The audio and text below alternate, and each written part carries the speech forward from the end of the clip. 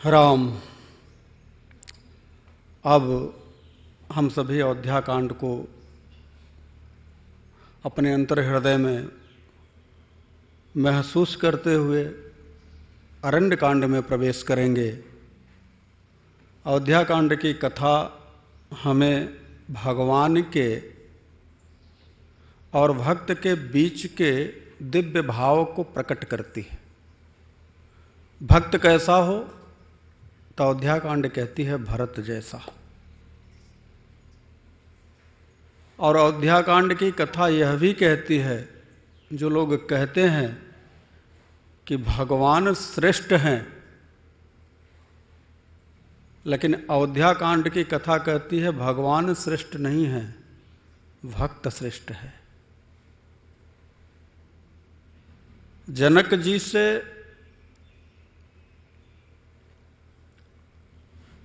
जब सीता जी की माता जी ने, सुनैना जी ने पूछा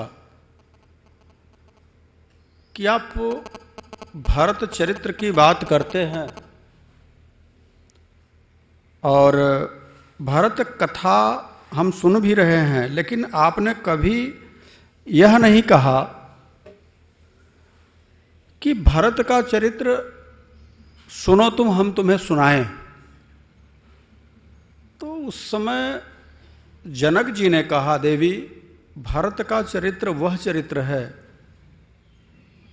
भले मुझे लोग विदेह कहते हैं, फिर भी मैं सक्षम नहीं हूं भरत के चरित्र को समझने के लिए, जानने के लिए। तो भरत का चरित्र फिर जानता कौन है? तो जनक जी ने कहा, भरत का चरित्र अगर कोई जानता है तो वह स्वयं परम तत्व परमात्मा ब्रह्म श्री राम है। तो ठीक है, तो मैं उनके पास जाऊं तो भरत का चरित्र सुनने को मिल जाएगा। जनक जी ने कहा, देवी वो जानते तो हैं लेकिन सुना नहीं सकते। क्यों? ऐसा क्या है कि भरत का चरित्र सुना नहीं सकते? बोले वो सुनाने के लिए अगर प्रयास भी करेंगे तो कहां से शुरू करें? भरत का चरित्र इतना अथाह है कि स्वयं भगवान नारायण कहां से शुरू करें, इस विस्मय में पड़ जाएंगे। यह है भरत का चरित्र, जिस भरत के चरित्र से हम सभी, आप सभी जुड़े। अब हम सब अरण्य कांड में प्रवेश करेंगे। अरण्य कांड का मतलब होता, अरण्य का अर्थ होता है वन। अच्छा, वन यानी जंगल। तो जब जंगल में प्रवेश करो तो सर्वप्रथम किसके रूप का स्मरण किया जाए? कौन है वो जिससे हम, जिसके माध्यम से हम उस वन में प्रवेश पाएं और प्रवेश करके निर्विघ्न उस वन से पार हो जाएं? तो गोस्वामी तुलसीदास जी ने कहा, बस एक ही है, गुरु। इसलिए अरण्य कांड में शुरू में ही भगवान शिव, शिव कौन है? गुरु हैं। वंदे बोधमयम नित्यम गुरुम शंकर रूपिणो। तो भगवान शिव की वंदना करी गई है। अरण्य में प्रवेश करना, अरण्य में प्रवेश करने का अगर आपके अंदर साहस है तो वह गुरु कृपा से ही हो सकता है। बिना गुरु की कृपा के आप अरण्य में प्रवेश नहीं कर सकते। अगर प्रवेश कर भी गए तो भटक जाएंगे, क्योंकि गुरु बिनु भवनिधि तरई न कोई, जौ बिरंच शंकर सम होई। उस अरण्य कांड में प्रवेश करने के लिए आइए हम सभी प्रभु के नाम का स्मरण करें। तत्पश्चात अरण्य कांड बहुत छोटा सा है, लेकिन हम अपनी भाषा में कहें तो ये पूरा तत्व का कांड है। इसको जो समझ ले तो जीवन को समझ में आ जाएगा, उस जीवन समझ में आ जाएगा, जीवन को समझ लेगा वो। इसलिए अभी तक तो आपने खेल खेला है, बालकांड की लीला देखी है, बहुधनु ही तोरी लरिकाई, आपने ये देखा। अभी तक आपने और सारी चीजों को देखा, लेकिन गोस्वामी तुलसीदास जी महाराज कितने दिव्य हैं कि धीरे धीरे वह अवध की तरफ लेकर के गए बालकांड से, और अवध में सारे प्रसंगों को एक थोड़ा थोड़ा रूप देते हुए भक्त के प्रसंग को आगे कर दिया। इससे यह साबित होता है कि भक्त ही अरण्य में प्रवेश करने योग्य है। भक्त ही अरण्य में प्रवेश कर सकता है, अन्य कोई के बस की बात नहीं है। इसलिए भक्त की महत्ता को गोस्वामी तुलसीदास जी ने अयोध्या कांड में आप सबके बीच में रखा। तो इतनी दिव्य कथा से हम सभी जुड़ने जा रहे हैं। आप सभी ने बहुत जगह सुना होगा कि कोई सुंदरकांड का पाठ करता है, बालकांड के भी कुछ दोहे हैं पाठ करने योग्य हैं, अयोध्या कांड की कुछ चौपाइयां दोहे हैं पाठ करने योग्य हैं। मैं कहता हूं अरण्य कांड की एक एक चौपाइयां पाठ करने योग्य है। वो दिव्यता है। अरण्य कांड सुंदर कांड के तरह ही सुंदर है, बस उसे समझने के लिए वो आंख होनी चाहिए जिस आंख से यह रामचरित मानस सूझ में आता है। सूझ ही रामचरित मणिमाणिक, गुप्त प्रगट जो जहि जग खानिक। उघर ही नयन बिलोचन ही के, मिट ही दोष दुख भव रजनी के। इसलिए मैं कह रहा था कि अरण्य कांड को जो साधक अपने जीवन में समझ ले, उतार ले, क्योंकि इसमें नारद जी की कथा है, नारद जी का प्रश्न है भगवान से, बहुत अच्छी अच्छी दिव्य कथा है।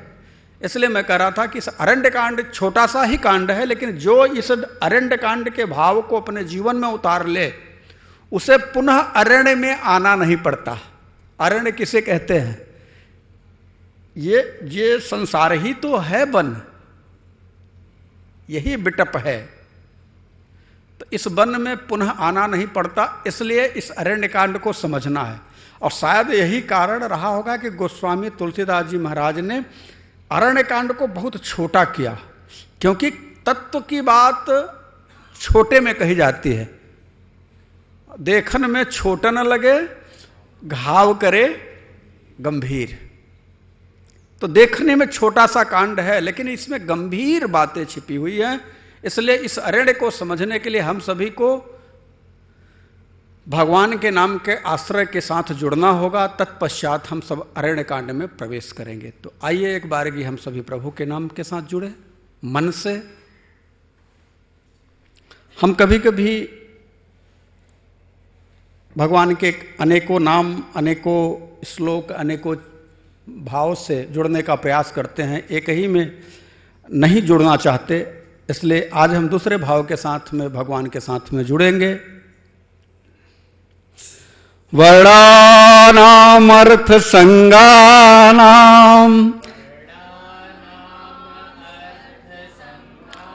रसानाम छंदसामपि मंगलानाम च कर्तारौ वंदे वाणी विनायकौ।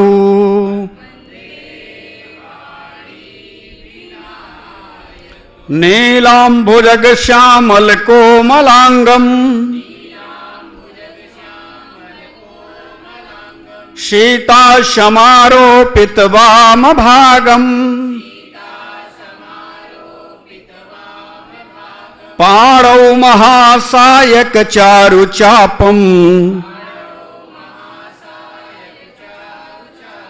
नमामि रामं रघुवंशनाथम।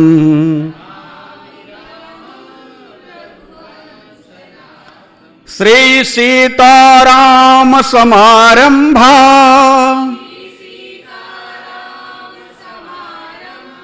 श्री रामानंदार्य मध्यमा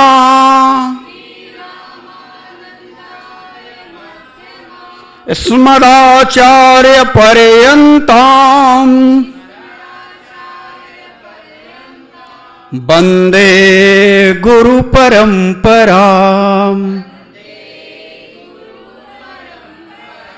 वन्दे गुरु परम्परा बंदहु श्री तुलसी के चरण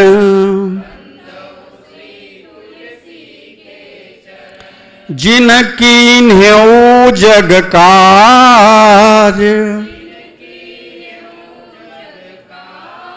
कलि समुद्र बूढ़त लखेऊ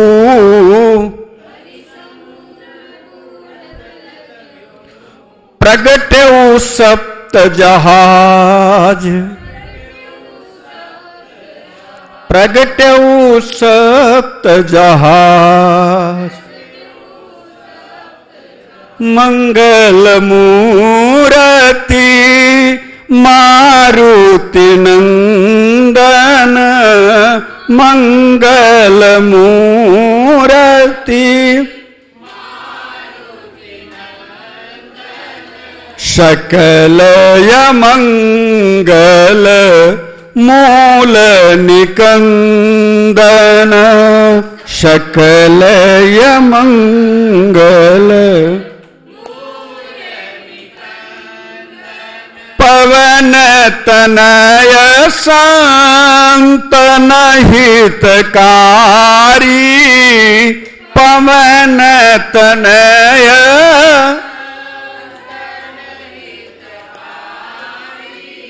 हृदय विराजत अवध विहारी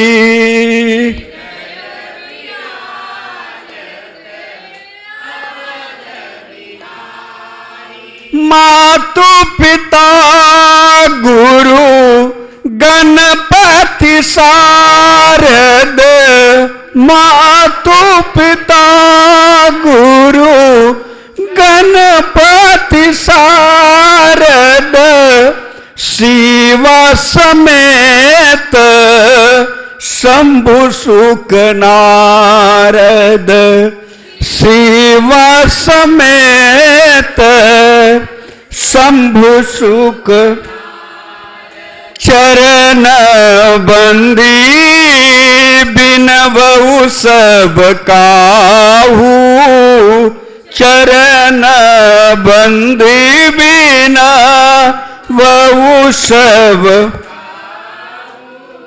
देहु राम पद नेह निबाहु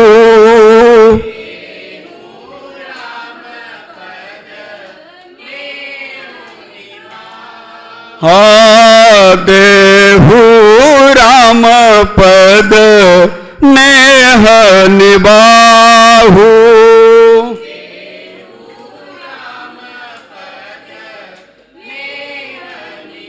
राजा राम राम राम सीता राम राम राम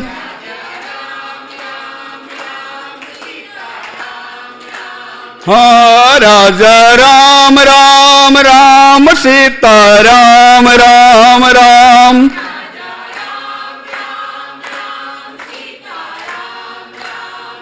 राजा राम राम राम सीता राम राम राम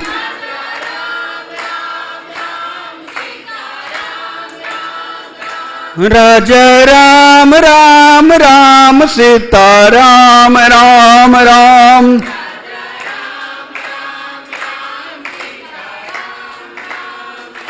सीता राम राम राम राजा राम राम राम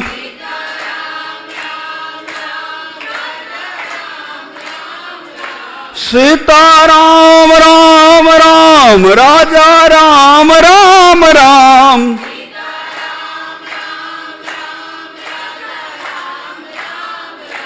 राजा राम राम राम सीता राम राम राम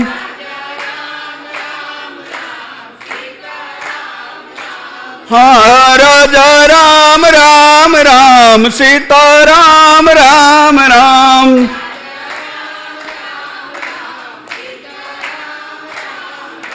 सीता राम राम राम राजा राम राम राम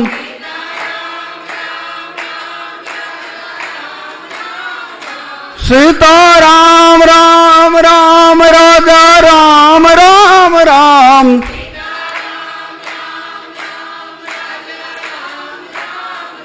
राजा राम राम राम सीता राम राम राम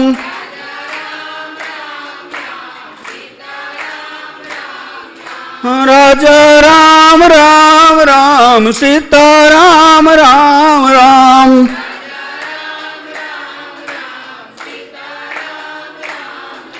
सीता राम राम राम राजा राम राम राम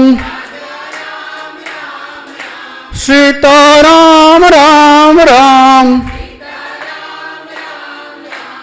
बोलो अनंत कोटि ब्रह्मांड नायक परम तत्व परमात्मा की सच्चिदानंद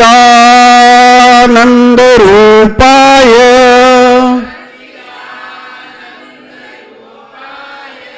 विश्वोत्पत्त्यादि हेतवे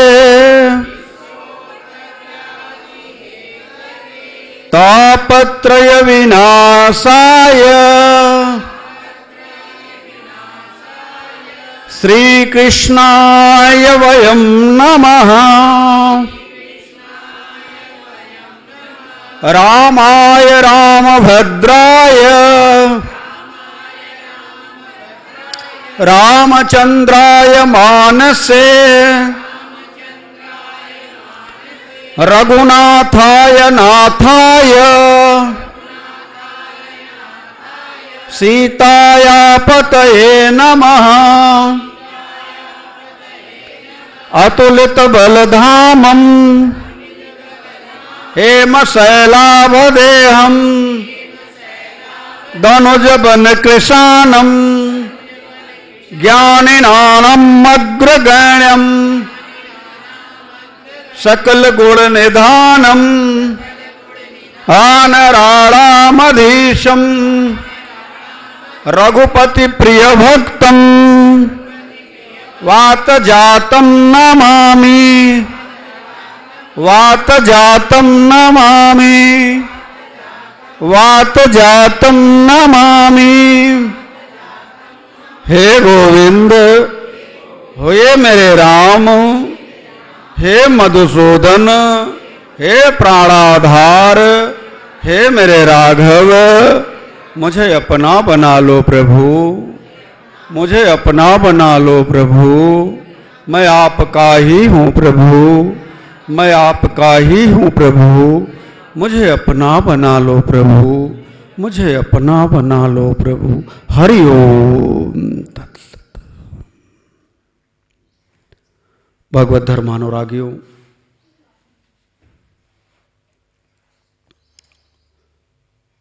आज हम सभी परम तत्व की अहेतुक कृपा से जीवन के जो महत्वपूर्ण आयाम होते हैं उस आयाम में युवावस्था का विशेष रोल होता है। ऐसा समझिए कि रामचरितमानस में गोस्वामी तुलसीदास जी ने अरण्य कांड को युवावस्था के साथ जोड़ा है, बालकांड को बाल्यावस्था दिया, अवध कांड को किशोरावस्था दिया और अरण्य कांड को युवावस्था का दिया। युवावस्था में मन की चंचलता बहुत ज्यादा होती है।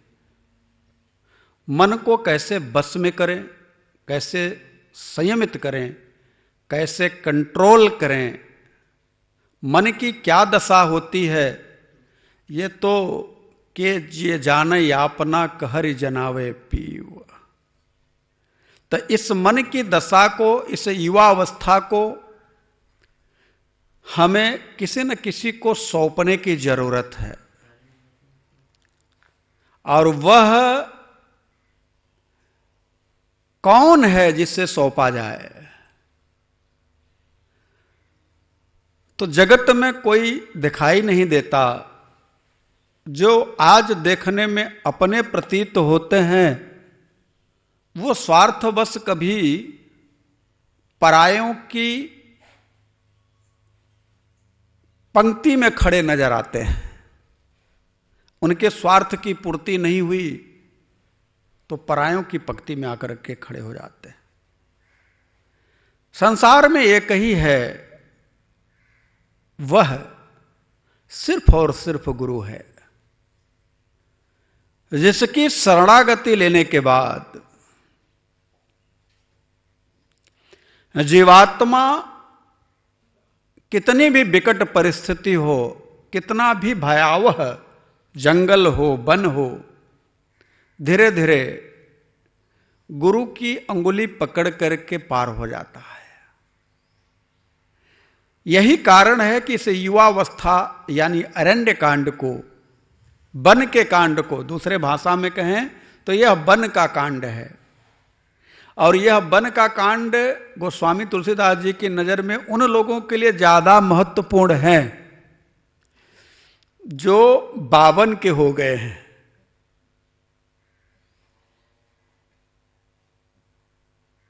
जो 52 के हो गए हैं, जो वन में जाने के लिए तैयार हैं। तो उन 52 वालों के लिए गोस्वामी तुलसीदास जी ने इस कथा का जो प्रारूप तैयार किया है उसे समझने की जरूरत है। अब ये आपके नजर में लगेगा कि बहुत सारे तो युवा बैठे हैं, बच्चे बैठे हैं, तो उनके लिए कथा नहीं है। आप उम्र से जोड़ करके 52-51 न देखें। ये तो शरीर का एक भाव है जो कभी 51, 52, 53, 55, कभी 40, 42, कभी 30, 32, कभी 10, 15 में भी छूट सकता है। इसके लिए आपके पास कोई लिखित दस्तावेज नहीं है। कोई व्यक्ति ये गारंटी के साथ नहीं कह सकता कि हम अगले दिन जिंदा रहेंगे। लेकिन दुर्भाग्य इस बात का जरूर है, अगले पल की खबर नहीं है और संग्रह की वृत्ति इतनी जबरदस्त है कि किसका पाएं और किसका लूट करके लेकर रख लें। अगले पल की खबर नहीं है। आप सभी लोग फेसबुक चलाते होंगे, व्हाट्सएप चलाते होंगे। अक्सर करके लोग फेसबुक पर किसी न किसी की पोस्ट जरूर करते हैं, उसमें मरने वालों का 90% दिखता है। आज हमारे ताऊ जी चले गए, ताई जी चले गई, काका चले गए, भैया चले गए, भाभी आप लोग भी देखते होंगे। ओम शांति का आप लोग भी पीस क्या कहते हैं उसको, हाँ वो जो मुसलमान लोग कहते हैं ना, वो कि पड़े रहो इसी में, अभी फिर आएगा कोई जगाने तुमको, ऐसा। कुछ लोग जो सात्विक प्रवृत्ति के हैं तो वो तो कहते हैं ओम शांति। अगले पल की खबर नहीं है, अगले पल की। इसलिए गोस्वामी तुलसीदास जी महाराज ने इस वन में प्रवेश करने के लिए भगवान शिव की प्रार्थना करी। आप लोग इस श्लोक में देखेंगे भगवान शिव की ही प्रार्थना से यह अरण्य कांड शुरू हुआ है। शिव की प्रार्थना क्यों करी गई? क्योंकि शिव ही गुरु हैं। वंदे बोधमयम नित्यम गुरुम शंकर रूपिणो। अच्छा, उनकी शरण लूंगा तो क्या हो जाएगा, फायदा क्या होगा? तो कहा यमाश्रितो ही वक्रोपी, उनके आश्रित होने पर वक्रोपी यानी टेढ़ा, चंद्र सर्वत्र वंदते। ये जो आपका मन है ना, मनसस्य चित्त महान, मन ही चंद्रमा है। ध्यान से इस बात को समझने का, ये तात्विक बात बोल रहा हूं। मन क्या है? चंद्रमा है। अहंकार शिव है। अहंकार कौन है? अहंकार शिव बुद्धि अज। बुद्धि कौन है? यानी ब्रह्मा। आप लोग इतने दिन से तो सुनते ही आ रहे हो कि बुद्धि की 4 अवस्था, ब्रह्मा की 4 मुंडी। सुना है कि नहीं सुना है? सत्संग में तो सुना है। तो अहंकार शिव। अहंकार कौन है? शिव। इसलिए शिव की पूजा रावण ने किया तो क्या हो गया था? अहंकारी हुआ था। अहंकार शिव, बुद्धि अज। बुद्धि ही मन शशि। मन क्या है? चंद्रमा। और चित्त, जो चित्त वृत्ति है वो महान। महान मतलब विष्णु। मन शशि चित्त। समझ में आ रहा? तो ये 4 अवस्था है, मन की, बुद्धि की, अहंकार की और चित्त की। और ये चारों कहां हैं? आपके पास हैं। मन कहां है? आपके पास है। आप ही का कहते हैं ना, जो मेरा मन करेगा वही करूंगा।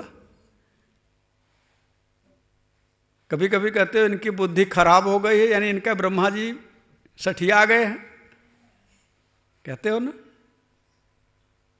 बहुत अहंकारी आदमी है, इसका मतलब शिव जी का चक्कर लग गया है। और कभी कभी कहते हो बहुत महान व्यक्ति है, इसका मतलब महानता। महानता कहाँ आई? विष्णु के साथ में, नारायण के साथ में। तो नारायण महान कैसे हैं? परीक्षा लेने की बात आई कि नारायण कैसे महान है, कौन महान है इस जगत में। तो भृगु जी को यह काम सौंपा गया। किसको काम सौंपा गया? भृगु जी को, महर्षि भृगु को। भृगु जी भगवान शिव की परीक्षा लेने के लिए गए, कुछ बोले, भगवान शिव त्रिशूल लेकर दौड़ा ही लिए, फिर भागे वहां से। भगवान ब्रह्मा के पास गए, उन्होंने कुछ बोल दिया। जब भृगु जी उल्टा पुल्टा बोले तो ब्रह्मा ने भी कुछ बोला। लेकिन जब भगवान शिव के और ब्रह्मा जी के पास से आगे बढ़कर के नारायण के पास गए और सीधे उनके वक्ष पर एक लात मारी। भगवान नारायण के सीधे वक्ष पर एक लात मारी भृगु ने। भगवान नारायण उठ बैठे। अरे ऋषिवर, आपको कहीं चोट तो नहीं लगी? मेरा वक्ष बहुत कठोर है, आपको कष्ट तो नहीं हुआ, आपको पीड़ा तो नहीं हुई? और उठ करके भृगु के पैर के तलवों को सहलाने लगे। उसी समय महर्षि भृगु ने कहा, प्रभु आप महान हो।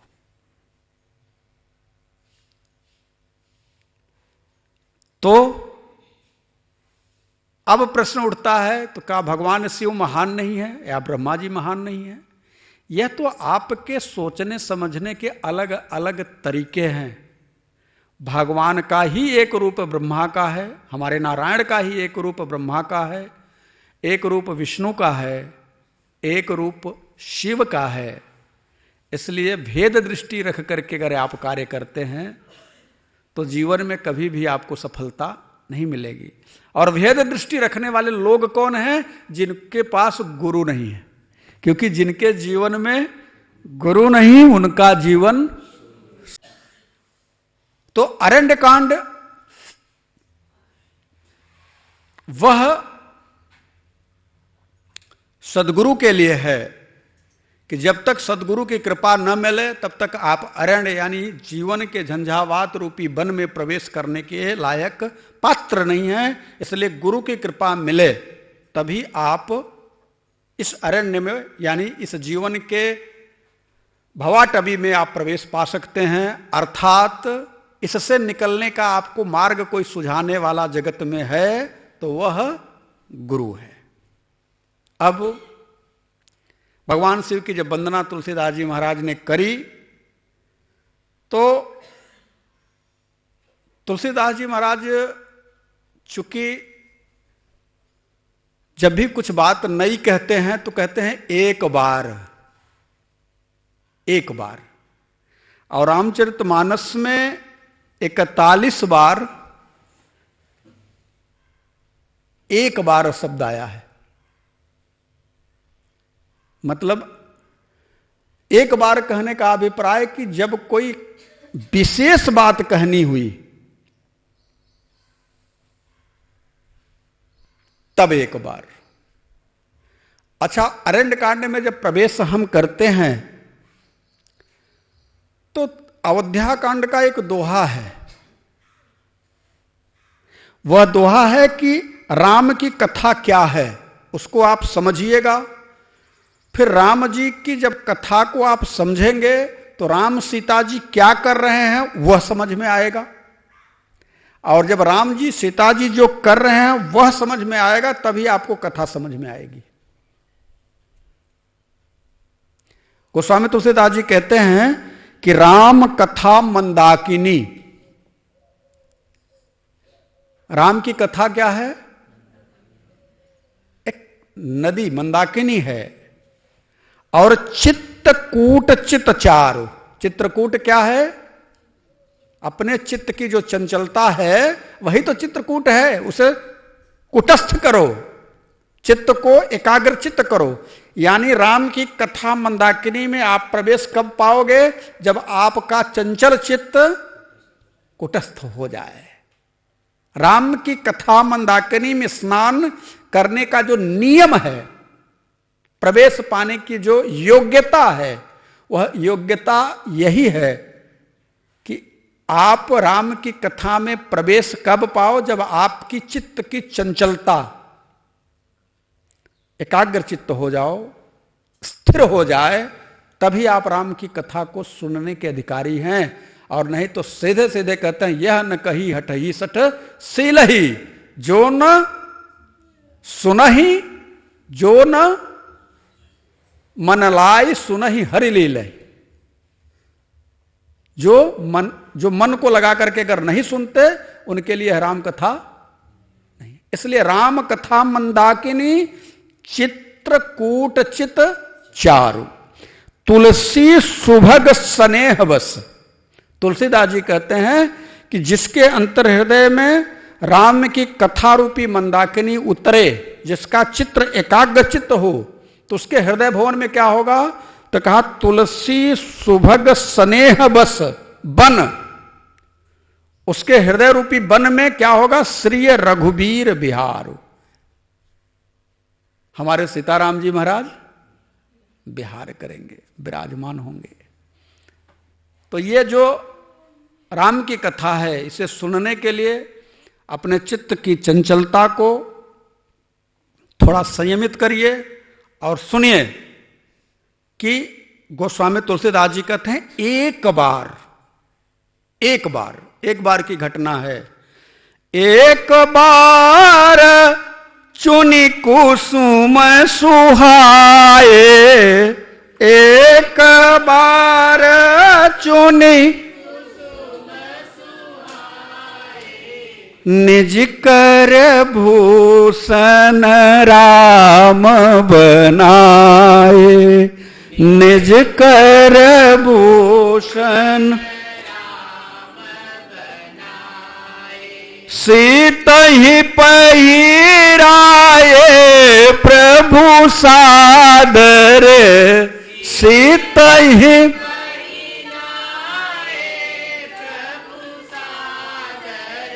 बैठे फटिक शिला पर सुंदर, बैठे फटिक। एक बार की बात है, आपके हृदय रूपी वन में भगवान सीताराम जी महाराज। अब दूसरे भाव में कहूं तो भगवान हमारे जो राम जी हैं, उनका और मां का विवाह 16 साल की अवस्था में हुआ था। कितनी अवस्था में हुआ था? भगवान सीता जी को 16 साल की अवस्था में विवाह करके लाए थे, और 12 साल जब व्यतीत हुआ, यानी 28 साल की जब अवस्था हुई, तो भगवान को वन जाने की अनुमति मिल गई। तो भगवान की उम्र कितनी हुई? 16 12 28 साल हो गई। ठीक 28 साल की अवस्था में वन के लिए, तो 12 साल हुआ सीता जी का संग, और वन में रहते भी 12 साल हो गया, तो कितना साल हो गया टोटल, यानी 25वां साल चल रहा है। और भगवान ने सोचा कि हमारी धर्म पत्नी है, 25वां साल चल रहा है, तो शादी का 25वां साल क्या कहते हैं? Silver jubilee. शादी का 25वां साल है। अब हमारे पास देने के लिए तो कुछ है नहीं उस तरह का, भाई हम तो नर लीला करने के लिए आए हैं, तो सीता जी को क्या दें भाई? 25वां साल चल रहा है, सिल्वर जुबली है। तो भगवान ने क्या किया कि फूलों को तोड़ा और अपने हाथ से माला बनाई, अपने हाथ से। और भगवान ने अपने हाथ से माला बना करके मां के बालों में लगाया, कानों में पहनाया, हाथ में पहनाया। ये प्यार प्रदर्शित करने का अपना एक भाव है। लेकिन दुर्भाग्य है कि जब से मोबाइल आया है, पत्नी और पति के बीच में अगर कोई जन्मदिन भी मंगाना हो अगर, तो पत्नी को पति अथवा पति को पत्नी व्हाट्सएप में एक ठो फूल भेज करके कहती है, good morning, wish you very happy birthday. अरे कभी 5 रुपए का सचमुच का फूल लेकर के जाओ। किसी ने किया है ऐसा? 5 रुपए का फूल लेकर के कहा हो कि हाथ में दिया हो?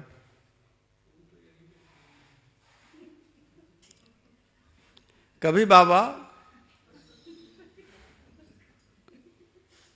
भाई ये जन्मदिन मंगलमय हो प्रिय, अथवा पत्नी ने कहा हो, हे प्रियतम आपका जन्मदिन मंगलमय हो, यह आपके लिए फूल।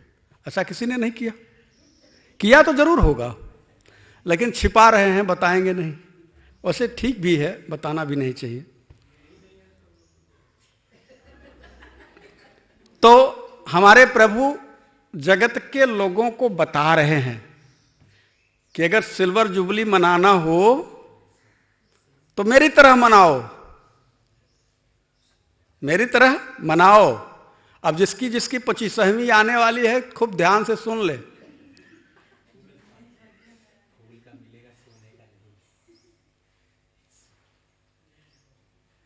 जिसका जिसका 25वां आने वाला हो, खूब ध्यान से सुन ले कि एक फूल लेकर के उनको कहें कि आपका और मेरा जो शादी का संबंध हुआ 25वां साल है, मंगलमय हो आपके लिए।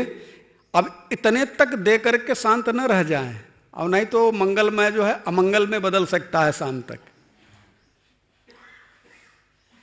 ठीक है? तो फूल देने के बाद भी फिर आगे सिल्वर जुबली नाम जैसा है, तो गोल्डन और सिल्वर मिक्स करके उसकी भी एक जुबली हो सकता है डायमंड वाली भी हो। अब वो हम नहीं कहना चाहेंगे, भाई देना चाहिए एक दूसरे को।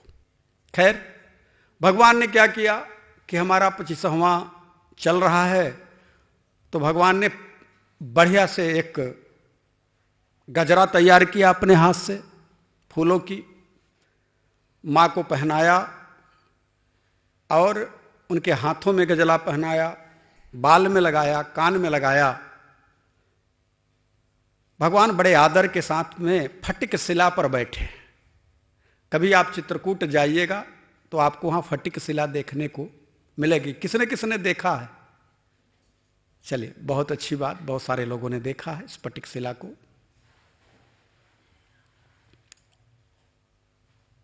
तो उसी शिला पर भगवान बैठे कैसे हैं? मां बैठी हैं और भगवान उनके पैरों पर, यानी पलथी पर, जिसको पलथी कहते हैं, उन्हीं पलथी पर अपना सर झुका करके लेटे। भगवान पैर फैला करके लेटे हैं, मां बैठी हैं। अब ध्यान से समझिएगा, दृश्य देखिए। प्रभु हमारे लेटे हैं मां के पलथी पर, मां बैठी हैं।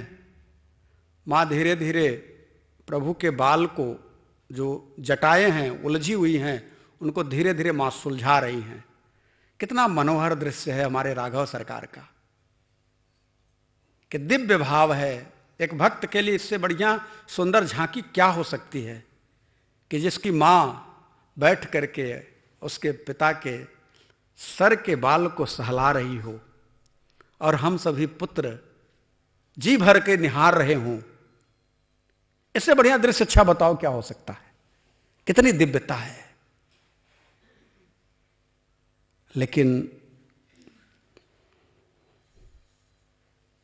कभी कभी कुछ चीजें लोगों को रास नहीं आती।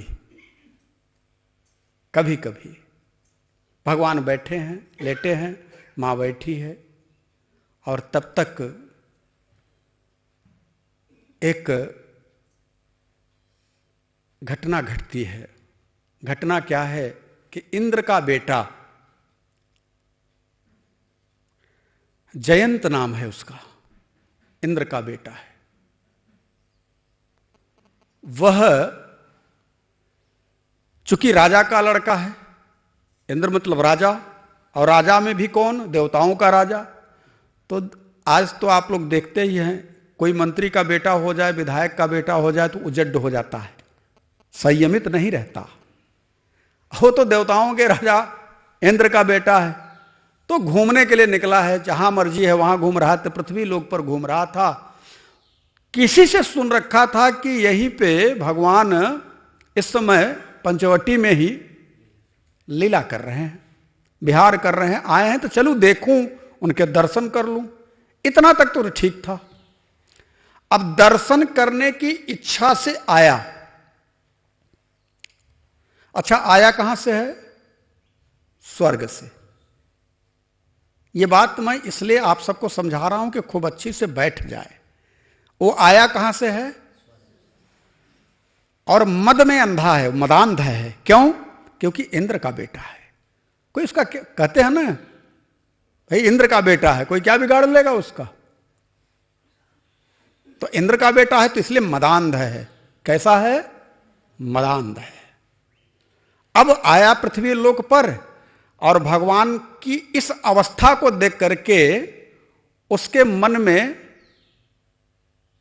कुबुद्धि का जागरण हो गया कि ये कैसे नारायण हैं कि खुले आसमान में अपनी पत्नी की गोदी में सर झुका करके लेटे हैं। ऐसे उचित होता है? ये भगवान नहीं हो सकते। इनकी परीक्षा लेनी चाहिए। देखना ऐसा क्यों उसके मन में विचार आया? क्योंकि वो जो जहां से है, स्वर्ग क्या है? भोग की भूमि है। स्वर्ग भोग की भूमि है और आया कहां है? तप की भूमि पर। तो जो भोग की भूमि से तप की भूमि पर आएगा तो उसके तो मस्तिष्क में भोग की ही बात होगी। भाई जो जैसा चश्मा लगाएगा उसको उसी तरह का दृश्य दिखाई देगा। कोई नीला चश्मा लगाया तो पूरा सब कुछ नीला, कोई लाल लगाया तो लाल, कोई पीला लगाएगा तो पीला।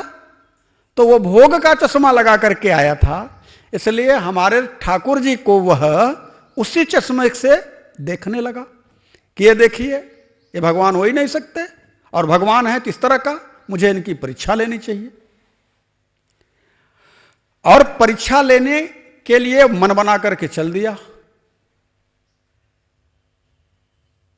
अब एक बात समझने की है, आप सब विवेकी पुरुष लोग हैं, बहुत सारे स्त्री पुरुष बैठे हैं। परीक्षा कौन किसकी लेता है? बड़ा छोटे की लेता है कि छोटा बड़े की लेता है? जो श्रेष्ठ है भाई, परीक्षक जो टीचर है वो स्टूडेंट की परीक्षा लेगा कि स्टूडेंट टीचर की परीक्षा लेगा? अब आप विचार करिए कि वो अनंत कोटि ब्रह्मांड नायक परम तत्व परमात्मा, और ये तुच्छ एक लोक स्वर्ग लोक के एक इंद्र का बेटा, जिसके रोम रोम में अनंत कोटि ब्रह्मांड विराजते हों, जिसके रोम रोम में अनंत कोटि ब्रह्मांड विराजते हैं, उस अनंत कोटि ब्रह्मांडों में अनंत लोकों में अनंत इंद्र हैं, और उन अनंत इंद्रों में एक इंद्र का बेटा आकर के परीक्षा ले रहा। उचित है कहीं से? लेकिन जब आंख फूट गई है, कैसे फूट गई है? कहा मदांध है। भाई अंधे एक प्रकार के, आप ये मत सोच लीजिएगा कि जिसको आंख जन्मांध है बस उनको ही आंख वही अंधे कहे जाते हैं। अंधे कई हैं इस जगत में, कामांध हैं, मदांध हैं, धनांध हैं, ये सब अंधे हैं और जन्मांध हैं। तो जो उन्हीं एक अंधों में मदांध होकर के आया है तो अंधा ही तो है। भगवान की परीक्षा लेना चाहता है वह एक तुच्छ से इंद्र का बेटा। गोस्वामी तुलसीदास जी ने इस जयंत के को कहीं से नाम नहीं दिया है, इतनी बात हो रही है, लेकिन गोस्वामी तुलसीदास जी कहते हैं कि रघुपति की परीक्षा लेने वाला, हमारे राघव सरकार की परीक्षा लेने वाला, वह मूढ़मति हो सकता है, वह राम से विरत हो चला है, इसलिए वह पापी है। पापी नहीं, वह महापापी है, और महापापी का जल्दी नाम नहीं लेना चाहिए, क्योंकि उसका नाम लेने पर पाप लगता है। पता है कि नहीं? कभी कभी आप लोग कहते होंगे कि किसी की चर्चा होकर कहें अरे महापाप, अरे छोड़िए उसका नाम मत लीजिए, कहते हैं कि नहीं कहते? तो महापापी का भी नाम नहीं लिया जाता। तो गोस्वामी तुलसीदास जी रामचरितमानस की इतनी सारी चौपाइयां कहेंगे, लेकिन कहीं भी कहते हैं सुरपति का बेटा, देवताओं का बेटा, देवताओं के राजा इंद्र का बेटा। ठीक है, मानस में बाबा लिख रहे हैं, सुरपति सूत धरि बायस बेसा, सुरपति सुर सुरपति सूत धरि बायस बेसा,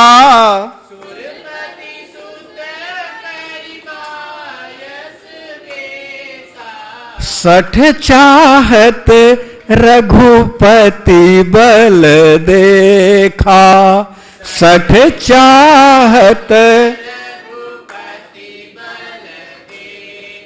सठ चाहत रघुपति बल देखा,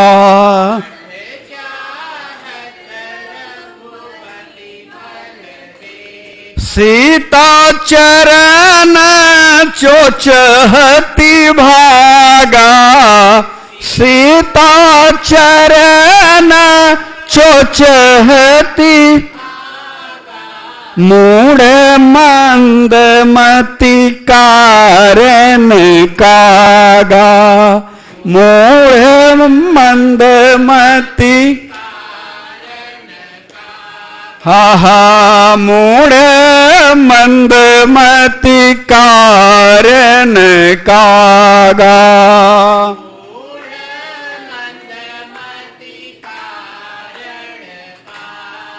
गोस्वामी तुलसीदास जी कहते हैं सुरपति सुत धरि बायस वेसा।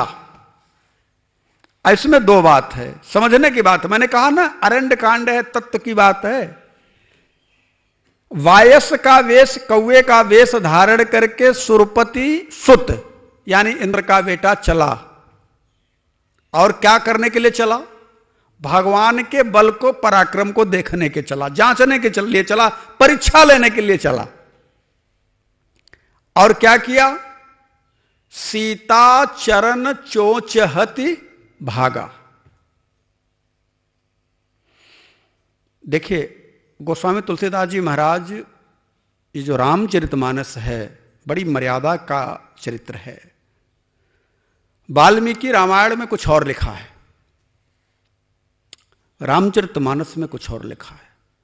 लिखा वही है, लेकिन गोस्वामी तुलसीदास जी ने छिपा करके लिखा है,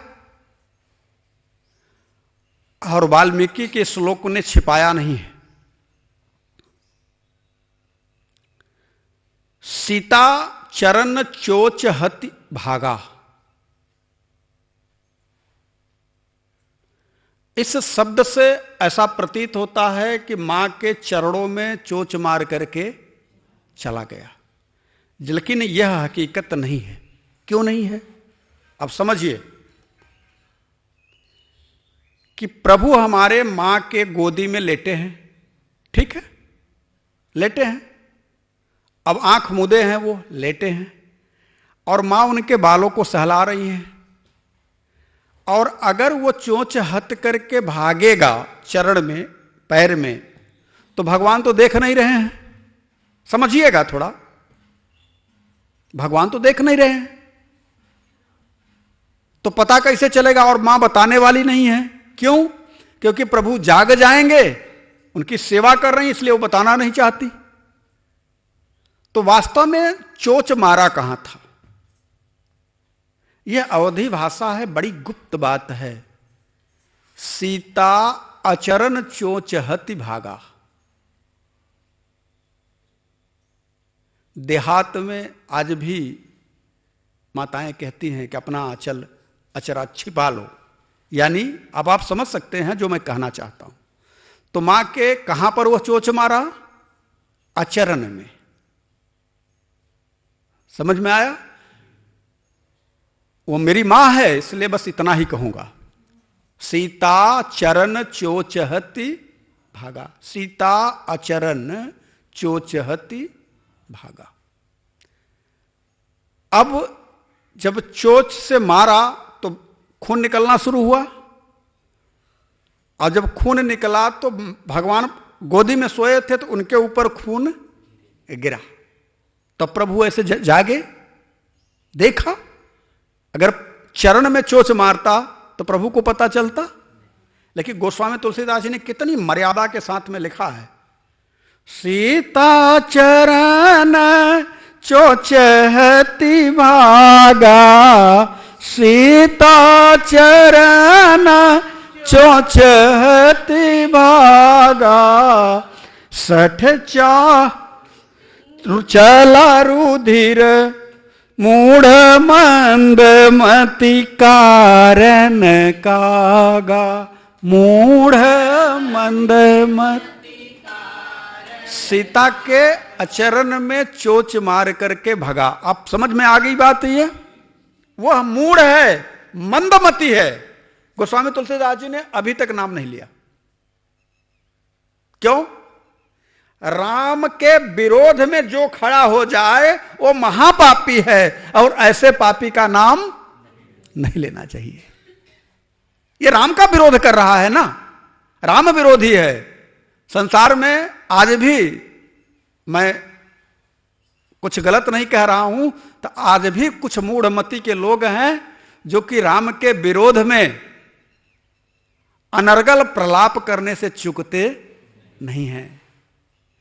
ऐसे मूढ़मती लोगों को, जो महापापी हैं, देखना भी पाप है। तो अब यहां गोस्वामी तुलसीदास जी कहते हैं कि मूढ़ मंदमति, मूढ़ भी है और मंदमति है। मंदमति का मतलब मदांध, छोटी बुद्धि। जब अहंकार चढ़ जाता है तो बुद्धि का नाश होता है। ध्यान रखिएगा, क्रोधाद बहुत सम्मोह, सम्मोहाद स्मृत ब्रह्म, स्मृत भंसाद बुद्धिनाशो, अबुद्धिनाशात प्रणश्यति। समझ में आ रहा है? तो चोच हत करके भगा और प्रभु के ऊपर खून बहा, गिरा। चला रुधिर रघुनायक जाना, चला रुधिर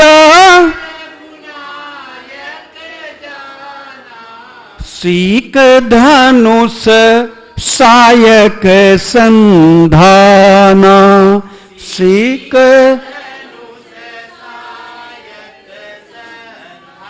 सीक धनुष सायक संधाना।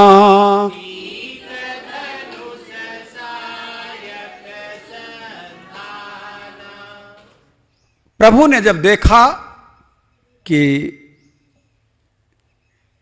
यह खून मेरे ऊपर कहां से आया, और देखा कि चोच मार करके काग भाग रहा है, तो प्रभु जिस चटाई पर बैठे थे कुश की, उसका एक कुश निकाला उन्होंने, वो सरपत का, सरकंडा बोलते हैं उसको, और सरकंडे को ही संधान करके प्रभु ने उसके पीछे लगा दिया।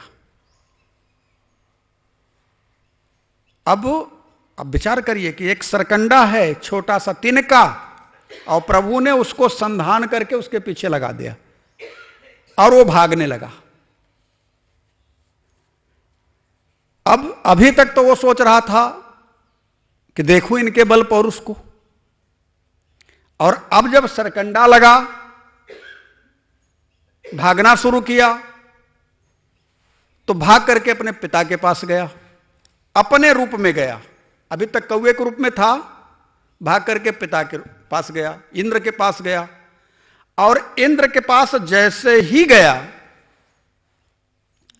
इंद्र ने देखा कि तो राम का विरोध करके आ रहा है, तो बाप ने तुरंत भगा दिया, भाग भाग यहां से, मैं तेरी कोई सहायता नहीं कर सकता। ब्रह्मा जी के पास गया, दादाजी आप बचाइए। ब्रह्मा जी ने कहा बस जल्दी से निकल ले यहां से, ब्रह्मा जी ने भी भगा दिया। शिव के पास गया, शिव जी ने कहा नहीं, तू मेरे यहां त्राण देने लायक नहीं है, मैं तुझे अपने यहां रक्षा नहीं कर सकता, क्योंकि राम विरोध न उबरसी गए विष्णु अज ईस। मतलब राम के विरोध में कोई उबर नहीं सकता, चाहे वो ब्रह्मा के पास जाए, चाहे विष्णु के पास जाए, चाहे शिव के पास जाए, राम का विरोध करने वाला कहीं बचता नहीं है। अब क्या करे, भाग रहा है। अब ध्यान से समझिएगा, आया था कहां से? भोग भूमि से। कहां उतरा था? तपोभूमि पर। लेकिन भोग की भूमि से आने के बाद उसकी मदांध बुद्धि ने वह कार्य कर दिया, वह कार्य किया जिस कार्य का परिणाम इतना भयानक है कि ब्रह्मा विष्णु शंकर राम के विरोध में अगर कोई है तो उसको त्राण नहीं दे सकते, उसको बचा नहीं सकते, क्योंकि राम के विरोधी को जगत में कहीं ठौर नहीं मिलता। इसलिए ब्रह्मा ने भी भगा दिया, विष्णु ने भी भगा दिया, शंकर जी ने भी भगा दिया, इंद्र ने भी भगा दिया, अनेक अनेक जो भी देवता थे जिसके बल को सोच रहा था कि इनके द्वारा हम रक्षित हो जाएंगे, सभी ने भगा दिया। अब भाग रहा है। मानस में कहते हैं कि अगर प्रभु की कृपा हो तो गरल सुधा रिपु करई मिताई, सुंदरकांड की चौपाई है, गोपद सिंधु अनल सितलाई। अगर प्रभु की कृपा है, प्रभु की तरफ चलोगे तो गरल भी यानी विष भी अमृत बन जाएगा, शत्रु भी मित्र बन सकते हैं। राम की ओर चलोगे, विषम परिस्थितियां भी सम बन जाएंगी। जो राम का हो गया उसको उसकी सहायता करने के लिए, उसकी मदद करने के लिए हजारों लोग खड़े हो सकते हैं, लेकिन जो राम के विरोधी हो गए, विश्वास के साथ कहता हूं, उनको कोई त्राण नहीं देता। उदाहरण से समझिए, हनुमान जी महाराज सुंदरकांड की कथा आएगी, सीता की खोज के लिए जाने लगते हैं। 400 कोस का समुद्र है, बीच में कोई विश्राम करने के लिए जगह नहीं है, लेकिन किस कार्य से जा रहे हैं? राम काज तव करी हो, राम काज तुम करी हो। राम के काज से, राम काज लगी तव अवतारा, राम के काज के लिए जा रहे हैं। तो क्या हो रहा है कि बीच समुद्र में भी मैनाक आकर के खड़ा हो जाता है, मैनाक आकर के खड़ा हो जाता है, सोने का पहाड़ आकर के खड़ा हो जाता है, और कहता है थोड़ी देर के लिए विश्राम करिए, चाय पानी कर लीजिए, काजू पिस्ता बादाम बिस्कुट विस्कुट खा लीजिए, तब यहां से निकलिए। लेकिन हनुमान जी क्या कहते हैं, राम काज कीन है विनु मोहि कहां विश्राम। तो राम के कार्य के लिए जो जाए उसके लिए, या राम के सम्मुख जो होना चाहता है उसके लिए जगत में बहुत सारे लोग सहयोग करने के लिए तैयार खड़े हैं, लेकिन राम के विरोध के लिए उसका सगा बाप इंद्र,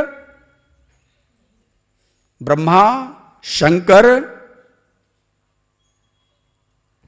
अब एक बात और समझ लीजिए कि भगवान ने किस चीज का संधान किया है, एक सरकंडे का संधान किया है, उतना उसके लिए काफी है। अब यहां एक प्रश्न उठता है कि भगवान अगर संधान किए तो भगवान के लिए एक शब्द कहा जाता है कि भ्रिकुटी विलास सृष्टि लय होई। भ्रिकुटी के टेढ़ेपन से प्रभु अगर भ्रिकुटी थोड़ी सी टेढ़ी कर दें तो सृष्टि का लय हो जाता है, नाश हो जाता है। और अभी तक वो इंद्र के पास गया, ब्रह्मा के पास गया, शिव के पास गया और बचा हुआ है, और 2 अंगुल का ही फासला है। यानी जहां खड़ा हो जा रहा है वहीं पे वो रुक जा रहा है। प्रभु का जो ब्रह्मास्त्र है, जो अस्त्र है प्रभु का, जो बाण है, वहीं पर रुक जा रहा है। इसका तात्पर्य क्या है? इसका तात्पर्य यह है कि मानो बाण यह कहना चाहता है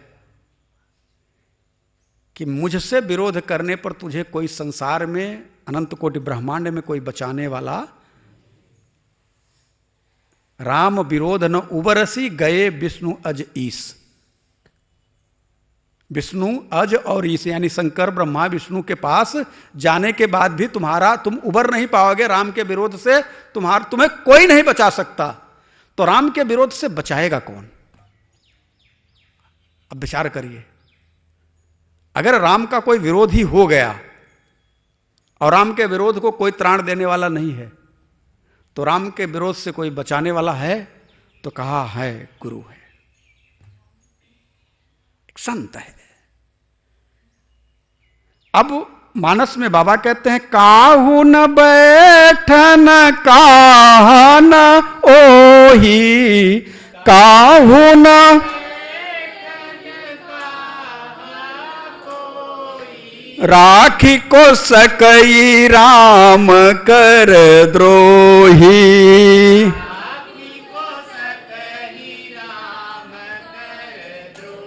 राखी को सकई राम कर दोही।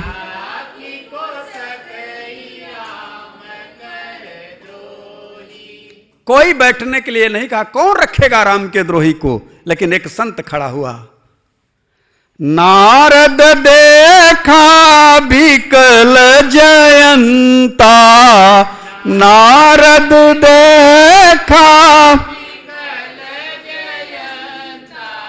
लागी दया कोमल चित संता, लागी दया कोमल चित संत।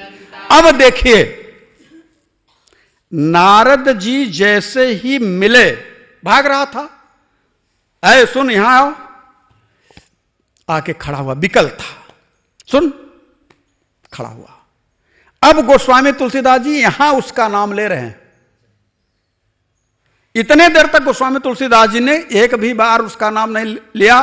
कहा सुरपति सुत बायस, इन शब्दों से उसका नामकरण किया। क्यों? क्योंकि नाम लेने से पातक लगता है, पाप लगता है। जयंत नहीं कहा। क्यों? क्योंकि वह राम का विरोध किया है, पापी है, पापी नहीं महापापी है।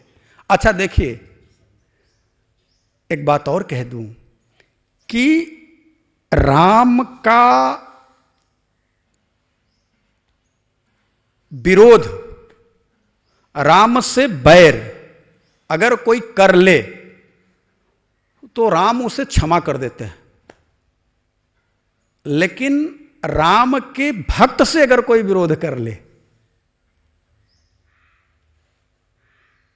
तो राम क्षमा नहीं करते। अब सीता कौन है? सीता भक्ति है। और चोच कहां मारा उसने? भक्ति को। किसको चोच मारा है? और ध्यान रखिएगा,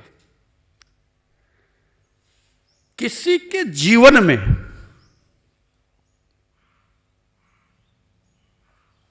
हंसते खेलते जीवन में, पति पत्नी के परिवार के जीवन में यदि कोई चोंच मारे, समझ रहे हो ना?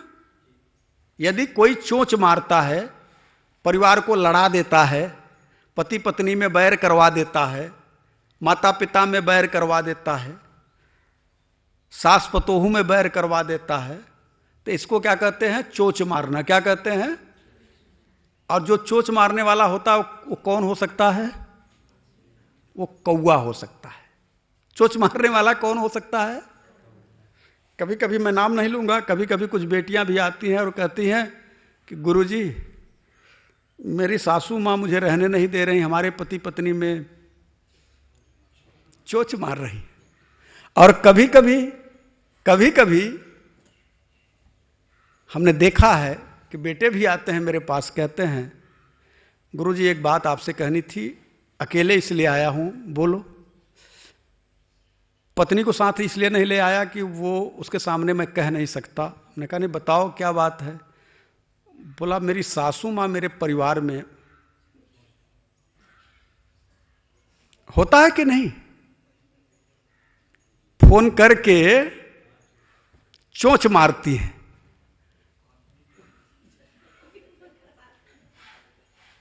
और ये चोंच मारना जो है वो किसका काम है? अब इंद्र का बेटा है, दिव्य है, लेकिन काम अगर उसकी वृत्ति कौवे जैसी है तो क्या कहा जाएगा? अगर रावण चला सीता जी का हरण करने के लिए, सीता जी का हरण करने के लिए चला, तो बाबा उस समय लिखते हैं 110 शीश स्वान की नाई। रावण चारों वेदों का ज्ञाता, प्रकांड पंडित ब्राह्मण, लेकिन उस ब्राह्मण, उस प्रकांड पंडित, उस चारों वेदों के ज्ञाता को गोस्वामी तुलसीदास जी क्या लिखते हैं? स्वान की नाई, यानी कुत्ता। तो ये कोई जाति नहीं है, ये वृत्ति है, एक कौवा वृत्ति है। दूसरे के घर में चोंच मारना एक कौवा वृत्ति है। बेटी विदा हुई, ससुराल पहुंची कि बेटी की मां फोन करके चोंच मारना शुरू की, एक कौवा वृत्ति है। और इस कौवा वृत्ति को यथासंभव आप सब अपने अंदर न आने दें। कभी कभी देखा है कि बेटा बहू बड़े शांति से रह रहे हैं तो सासू माँ ही चोंच मारती नहीं है, बल्कि लड़के की माँ भी चोंच मारना शुरू करती कि लड़का हमारी तरफ नहीं ध्यान दे रहा है, पत्नी की तरफ ध्यान दे रहा, जबकि ऐसा होता नहीं है, लेकिन चोंच मारेंगी कि उनके दोनों में थोड़ा सा खटपट हो और मेरा ये चोंच मारना है। और इससे बचो, जीवन है, पता नहीं क्या होगा आगे चल करके, कैसा होगा, लेकिन अगर सचमुच का जीवन जीना है तो दूसरे घर में ताक झाक बंद करके, चोंच मारना बंद करके स्वयं के घर की तरफ ध्यान दो, स्वयं को ध्यान दो, निश्चित तौर से आपका कल्याण हो जाएगा, इसमें संदेह नहीं है। लेकिन चोंच मारोगे तो बस कौवा, और कौवा खाता क्या है यह बताने की जरूरत नहीं है। तो नारद जी ने जयंत को व्याकुल देखा, व्याकुल देखा तो गोस्वामी तुलसीदास जी को यहां लगा कि अब इसका नाम लेना चाहिए। अब पूछिए कि नारद जी के पास जब जयंत पहुंचता है तब क्यों गोस्वामी तुलसीदास जी ने नाम लिया? तो एक बात बताऊं, संत दरसते पातक टरई, संत के दर्शन मात्र से पाप टर जाते हैं, समाप्त हो जाते हैं। तो अभी तक जयंत जो महापापी था, जो वायस का अपना रूप बना करके यानी चोंच मारकर भागा था, राम से द्रोह किया था, वायस बन गया था, पापी था, लेकिन जब संत का सामना हुआ तो उसका पाप अब वो नाम लेने योग्य हुआ। नारद देखे विकल जयंता, तब देखा जब नारद जी ने, तब गोस्वामी तुलसीदास जी ने देखा कि हां अब यह नाम लेने योग्य हो गया है। इसके पहले तो ध्यान रहे, संत कौन है? जो राम के विमुख हो, उसे राम के सन्मुख कर दे, वही संत है। जो राम के विमुख चल रहा हो और उसे किसी न किसी प्रकार से, एन केन प्रकार से समझा करके, बुझा करके, दंड दे करके, क्रोध से जैसे भी बन पाए राम के सन्मुख कर दे, उसी का नाम। आज जयंत राम के विमुख भाग रहा था, जगत में त्राण कोई नहीं दिया, लेकिन उसी जयंत को हमारे एक संत ने, नारद जी ने राम के सन्मुख जाने के लिए प्रेरित किया। इसलिए मैं कहता हूं कि संतन के संग लाग रे तरी अच्छी बनेगी,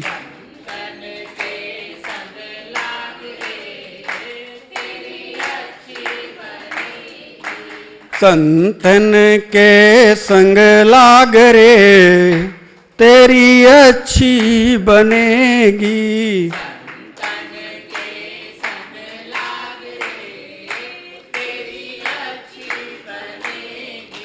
अच्छी बनेगी तेरी बिगड़ी बनेगी,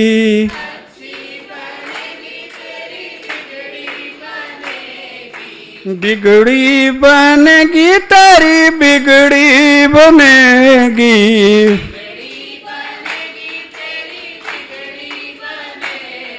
जाग सके तो जाग रे तेरी अच्छी बनेगी,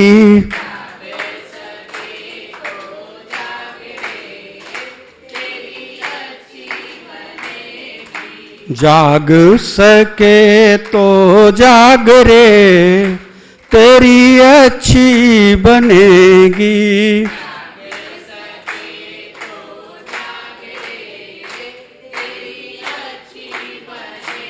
तो क्या किसी की बनी अच्छी? तो संत कहते हैं ध्रुव जी की बन गई, प्रहलाद जी की बन गई, ध्रुव जी की,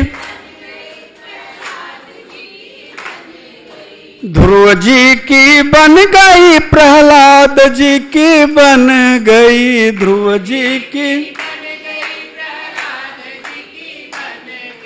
हरि कीर्तन में लाग रे तेरी अच्छी बनेगी, हरि कीर्तन में लाग रे तेरी अच्छी बनेगी, संतन के संग लाग रे तेरी अच्छी बनेगी,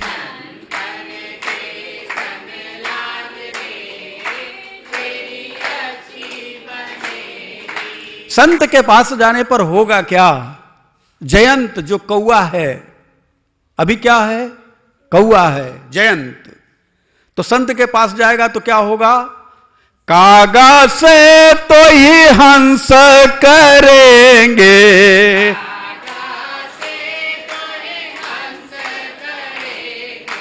कागा से तो है हंस करेंगे, कागा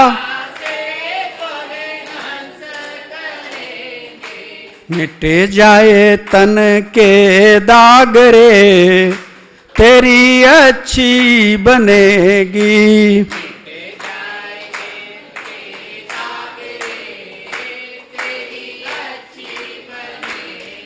मिट जाए तन के दाग रे तेरी अच्छी बनेगी।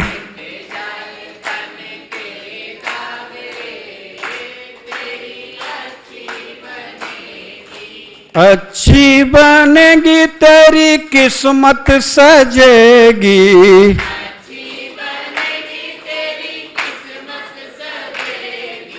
किस्मत सजेगी तेरी बिगड़ी बनेगी।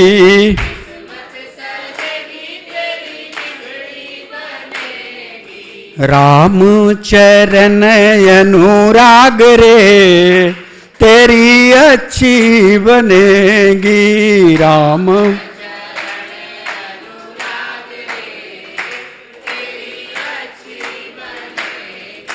राम चरण अनुराग रे तेरी अच्छी बनेगी।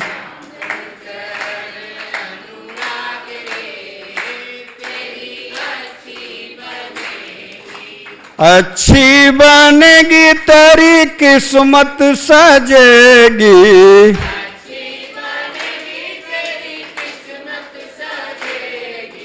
किस्मत सजेगी तेरी बिगड़ी बनेगी।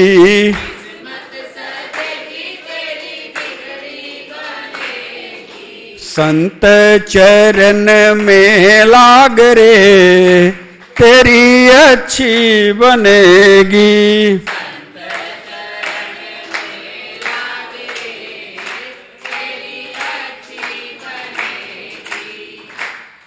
भगवान की सबसे बड़ी कृपा अगर माने तो वह जब संत की कृपा हो जाए तो समझ लीजिए भगवान की सबसे बड़ी कृपा है। नारद ने उसे रोका और रोक करके कहा, तू क्या समझता है कि ये जो तेरे पीछे बाण चल रहा है अभी तक तुझे मारा नहीं, तो इस बाण का आशय क्यों नहीं समझता तू? ये तो पल भर में, सेकंड भर में, पलक झपकते ही भ्रकुट विलास सृष्टि लय हुई। तू तो अब तक तेरी बरही तेरही सब कुछ हो गई होती, लेकिन अभी तक अगर तू बचा है तो इस बाण का आशय समझ। क्योंकि मानस में बाबा कहते हैं, सुनु सुरेश रघुनाथ सुभाऊ। सुनु सुरेश रघुनाथ सुभाऊ। निज अपराध रिसाइन काऊ। निज अपराध रिसाइन काऊ। हमारे रघुनाथ का स्वभाव है कि अगर कोई उनसे अपराध कर दे तो वो रिसियाते नहीं है, वो उसके ऊपर कृपा ही करते हैं।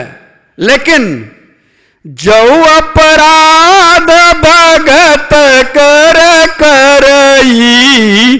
जो अपराध भगत राम रोस पावक महजरई। राम रोस राम रोस पावक महजरई।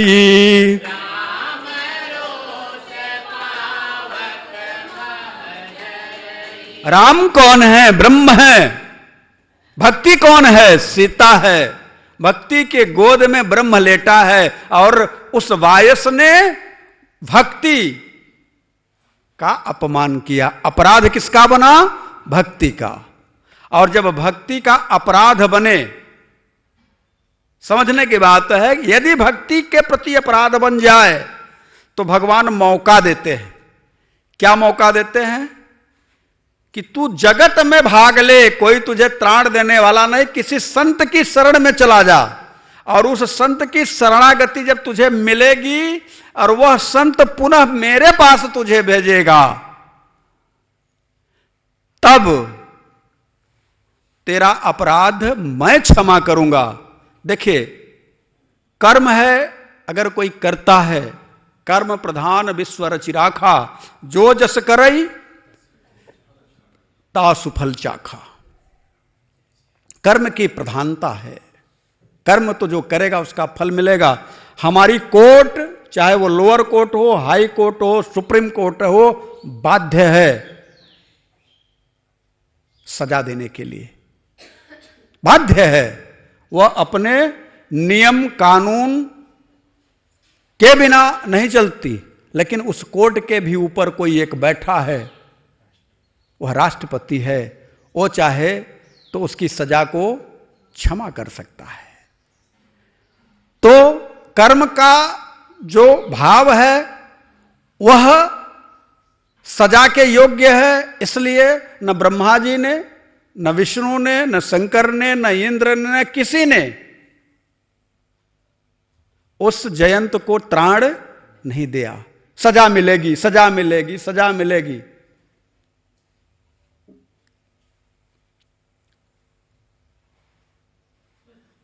लेकिन सजा के लिए एक अंतिम कि क्षमा दान हो जाए, तो एक अंतिम विकल्प है, कोई ऐसा वकील मिल जाए जो सुप्रीम कोर्ट की वकालत करता हो कि नहीं करता हो, लेकिन राष्ट्रपति के यहां वकालत करता हो, उनके यहां पेशी करवा सकता हो, तो निश्चित तौर से उसका अपराध क्षम्य हो सकता है।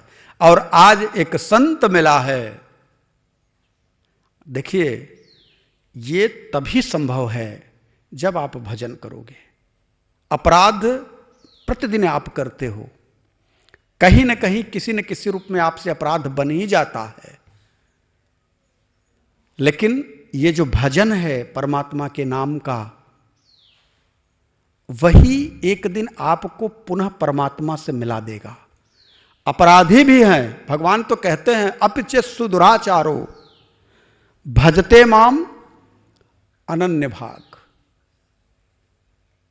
अगर एक बार दुराचारी भी है, गलत है, मैं जानता हूं, लेकिन वह भजनानंदी हो गया, भजन करने लगा, अब मुझ परमात्मा के लिए उसने एक चित्त से अपने मन के विश्वास में को दृढ़ कर लिया, पुष्ट कर लिया कि नहीं, मैं बस राम ही सुमिरिय गाइए राम ही, तो निश्चित तौर से भगवान उसके अपराध को क्षमा करते हैं।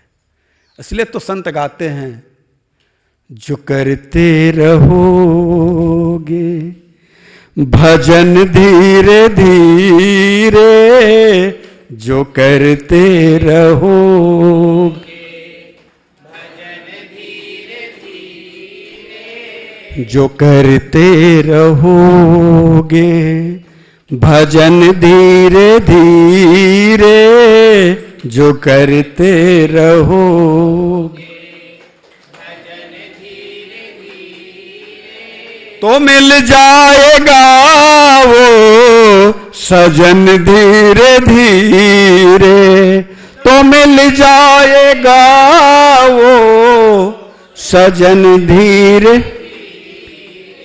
जो करते रहोगे भजन धीरे धीरे, जो करते रहोगे भजन धीरे धीरे, तो मिल जाएगा वो सजन धीरे धीरे, तो मिल जाएगा वो सजन धीरे धीरे। अगर प्रभु से मिलने की दिल में तमन्ना, अगर प्रभु से मिलने की दिल में तमन्ना, अगर प्रभु से मिलने की दिल में तमन्ना, अगर प्रभु से मिलने की करो शुद्ध अंतःकरण धीरे धीरे, करो शुद्ध अंतःकरण धीरे धीरे, करो शुद्ध अंतःकरण करण धीरे धीरे करो।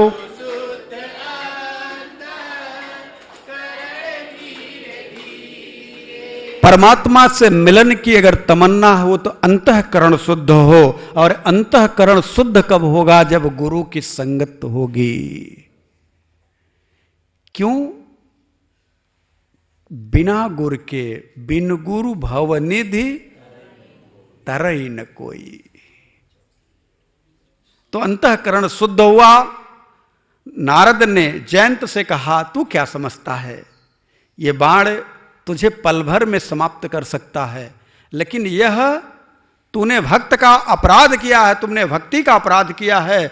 और यह बाण यह तुझे बताता है कि अनंत कोटि ब्रह्मांड में तुझे कोई क्षमा करने वाला, तेरी सहायता करने वाला, तेरी मदद करने वाला, तेरी हेल्प करने वाला नहीं है। इसलिए जिनका अपराध किया है उन्हीं की शरण में चला जा। बिना उनकी शरण में गए तेरा उद्धार होने वाला नहीं है। ध्यान से सोचिएगा कि एक संत ही है जो राम की शरण में भेजता है, और जो राम की शरण में न भेजे, प्रपंच बतियाए, वो संत नहीं है। संत की परिभाषा क्या है? जो राम से विमुख को राम के सन्मुख कर दे, संत है। जो राम से विमुख को राम के सन्मुख कर दे, वही संत है। और राम के सन्मुख करने वाले नारद जी ही नहीं हैं, हमारे हनुमान जी महाराज भी एक संत हैं, जो राम से विमुख रहे लोगों को भी राम के सन्मुख कर दिया। तुम उपकार सुग्रीव ही कीन्हा, तुम उपकार सुग्रीव राम मिलाय राजपद दीना, राम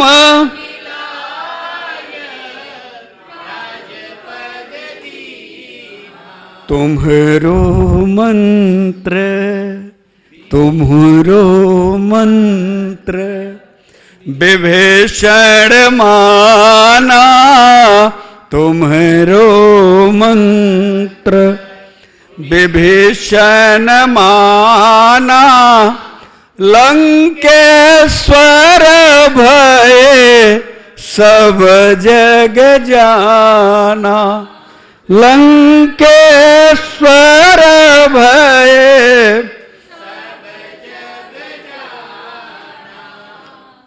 ध्यान रहे, संत ही है। लेकिन गोस्वामी तुलसीदास जी का एक परम कर्तव्य है, किसी पापी का नाम कब तक न लिया जाए जब तक वो संत की शरण में, और एक बार की बात नहीं है, सुंदरकांड में भी कथा आएगी। निशिचर एक सिंधु महरई, निशिचर एक सिंधु महर करी माया नभ के खग गई, करी माया। गोस्वामी तुलसीदास जी जानते थे कि उसका नाम सिंहिका है, लेकिन नाम नहीं लिया। क्यों नहीं नाम लिया? कि वह महापापी है। निशिचर एक सिंधु मह, तो लंकिनी का नाम क्यों लिया? लंका में जब हनुमान जी पहुंचे दरवाजे पर, तो लंकिनी का नाम क्यों ले लिया? कहा इसलिए लिया कि पहले जैसे ही लंका में हनुमान जी महाराज पहुंचे, हनुमान जी कौन है? संत हैं। संत का दर्शन लंकिनी ने, इसलिए उसका नाम ले लिया। तो संत दरसते पातक टरई, संत का जैसे ही दर्शन होता है, पाप महापाप अघ तो नहीं, महापाप तक समाप्त हो जाता है। अब कहा अघ कौन समाप्त करता है? वो तो मेरा राम करता है, वो मेरा राम करता है। देखिए, एक होता है पाप, पाप से 1000 गुना महापाप। कहते हैं ना ये पापी है, तो अरे नहीं यार, ये तो उतना तक तो संत की कृपा से समाप्त हो जाता है। लेकिन उसी संत की कृपा से जब वह जीवात्मा राम के सन्मुख होता है, सन्मुख होई जीव मोहि जब ही सन्मुख होई जीव मोहि जनमा कोटि अघ नासहु तब ही जनमा।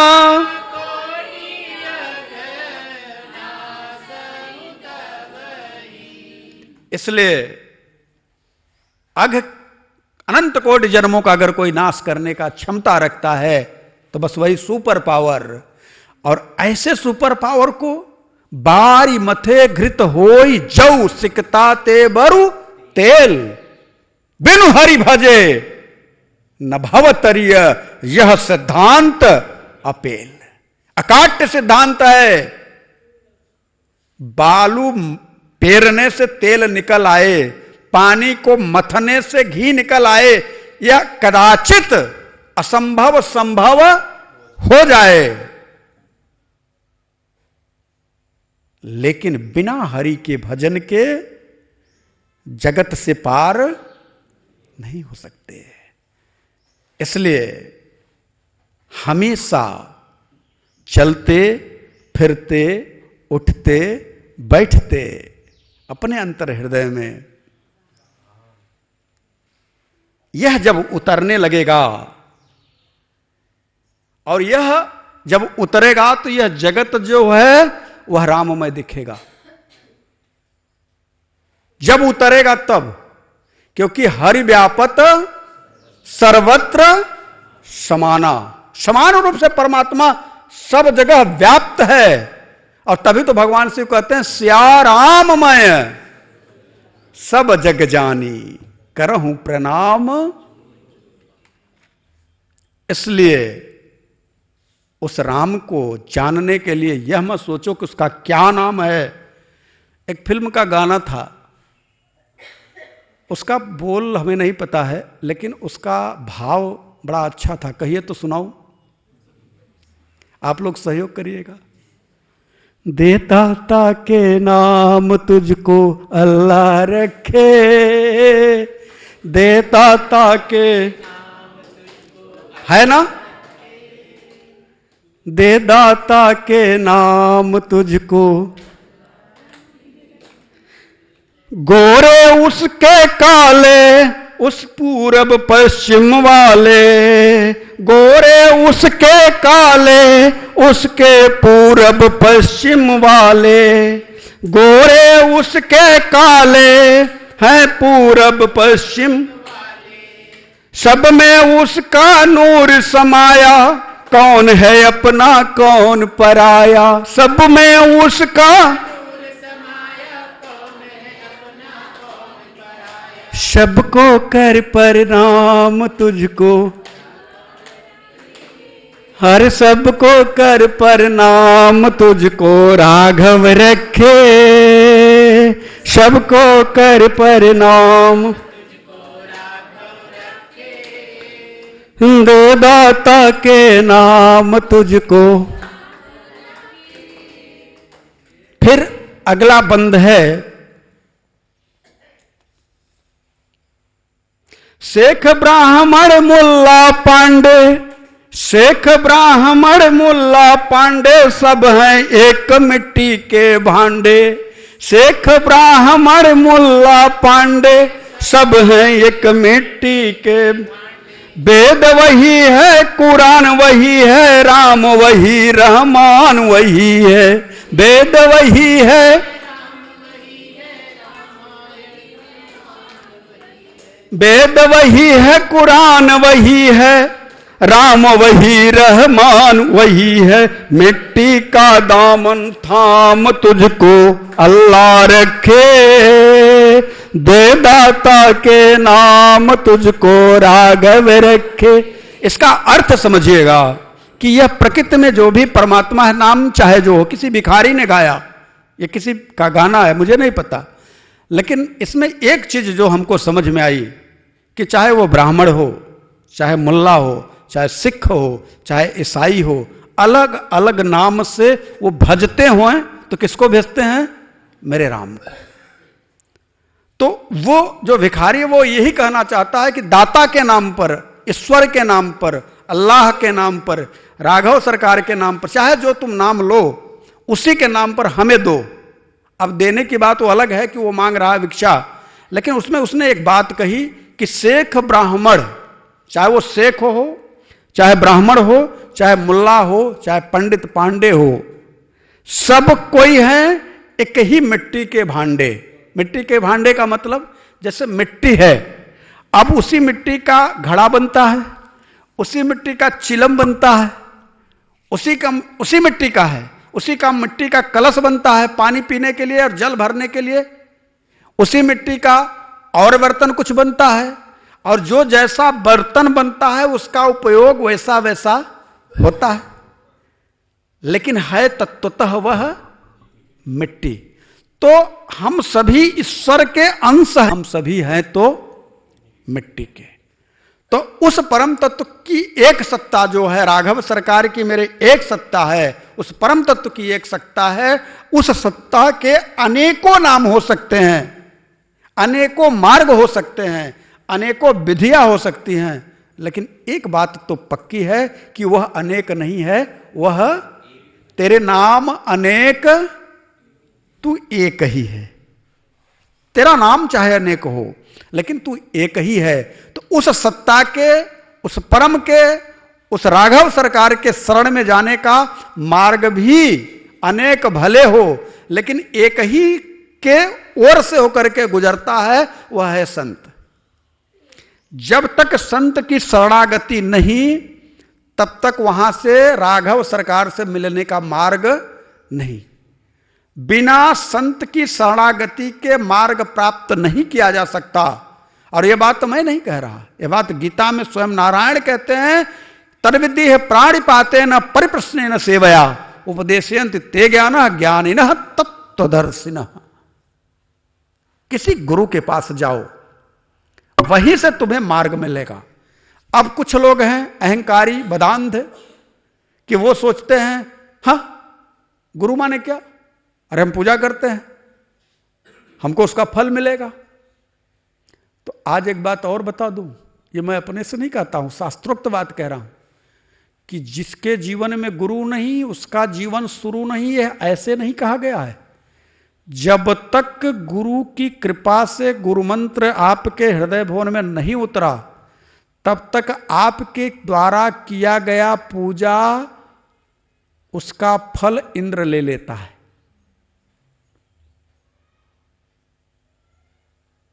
ध्यान रहे, वो फिर आपके द्वारा जो पूजा की जाती है उसका फल किसको जाता है? इंद्र को चला जाता है। इसलिए जीवन में मैं नहीं कहता कि कहां जाओ कहां नहीं, आप अपने ही अंदर बैठ करके, नहीं कोई आपको मिल रहा है तो वंदे कृष्णम जगत गुरु, कृष्ण को अपना गुरु बना लो, आप उसकी पूजा करो गुरु के रूप में। और नहीं तो सबसे सुलभ गुरु अगर चाहते हो तो सिर गुरु चरण सरोज रज निज मन मुकुर सुधार वरनो रघुवर विमल जस जो दायक फल बुद्धिहीन तनु जान के सुमिरो पवन कुमार बल बुद्धि विद्या देहु मोहि हरहु कलेश विकार। चिरंजीवी है हमारे हनुमान जी महाराज सदगुरु के रूप में, आप उन्हें गुरु बना लो। लेकिन गुरु आपके जीवन में होना अत्यंत जरूरी है। इस जगत के जो गुरु दिखाई दे रहे हैं, बहुत सारे गुरु हैं, उन गुरुओं में आपको पहचान करते करते आपके बाल पक जाएंगे, आप पहचान नहीं कर पाओगे। एक ही उपाय करो, विरह की अग्नि अपने अंतर हृदय में जलाओ और कहो, हे परमात्मा, आपसे मिलना चाहता हूं, आपसे मिलने, आपसे प्रीति रखने की मेरी इच्छा है। और सुना है कि आपका मार्ग गुरु के मार्ग से ही सुलभ हो सकता है, तो आप ही कुछ करिए, आप ही की कृपा से गुरु मुझे मिल सकते हैं। क्यों? क्योंकि मानस कहती है, संत विशुद्ध मिलहि परिते ही, संत विशुद्ध राम कृपा करि चितवा जेहि, राम कृपा करि, राम कृपा करि चितवा जेहि।